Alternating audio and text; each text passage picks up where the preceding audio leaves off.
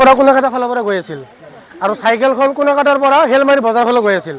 যাওঁতে কি কৰিলে চাইকেলখন ট্ৰেক্টৰটো পাৰ হৈ পিছফালে যে টেলাৰ লগোৱা আছিল ট্ৰেক্টৰৰ, এই টেলাৰখনত লাগি কেনে চিটিকি মাটিত পৰি গ'ল, পকেট পৰি গ'ল, পৰি যাই কেনে একদম ব্লাডৰ তেজ আহি গ'ল। আৰু যিবিলাক ট্ৰেক্টৰৰ বালি চালি লৈ আহি আছিল, কিছুদিন আগত আপোনালোকে শুনা পাইছিলে এই আমাৰ শিয়ালমাৰী বজাৰত 4 বছৰ ল'ৰা এটা মৰিছিলে পানীত পৰি, সেইটো জাগাৰ পৰা আজিও বালি লৈ আহি আজি এই আৰু এটা মানুহ মৃত্যু হ'ল। সেইটো জাগাৰ পৰা বালি লৈ 8টা-10টা ট্ৰেক্টৰ আছে শিয়ালমাৰী বজাৰৰ ফালে, এইবিলাক ট্ৰেক্টৰে তাৰ পৰা বালি খান্দি লৈ আহি এইবিলাক আজি এইবিলাক দুৰ্ঘটনা হৈ আছে। কি ক'ব এনে যেহেতু এনে কাণ্ডবোৰ হৈ আছে, হয়, চৰকাৰ প্ৰশাসনক কি অনুৰোধ জনাব? এইটো এটাই অনুৰোধ মোৰ, এই বালি যে খান্দি আছে এই কোৱাদিবিলাক বস্তুবিলাক বন্ধ কৰিব, টোটেলি বন্ধ কৰিব লাগে একদম, যাতে বালিবিলাক একদম খান্দি লৈ নোৱাৰে।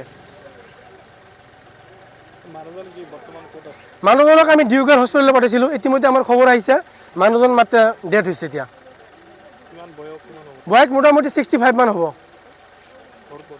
ঘৰ 1 নম্বৰ শিয়ালমাৰী মানুহজনৰ। আৰু ট্ৰেক্টৰৱালা ঘৰটো হ'ল এক্সিডেণ্ট যিটো কৰিছে ট্ৰেক্টৰ, এইটো কোনে হেৰি ভেটামাৰী বুলি কয়, ড্ৰাইভাৰৰ নাম চুলেমান। পুলিচ আহিছে, পুলিচ মোটামুটি 5-10 মিনিট পিছতে আহিছে, ফোন কৰাৰ লগে লগে পুলিচ আহিছে। পুলিচ আহি গাড়ীবিলাক চমজাই লৈ গ'ল, ট্ৰেক্টৰ আৰু আপোনাৰ চাইকেলবিলাক লৈ গ'ল, থানালৈ লৈ গ'ল।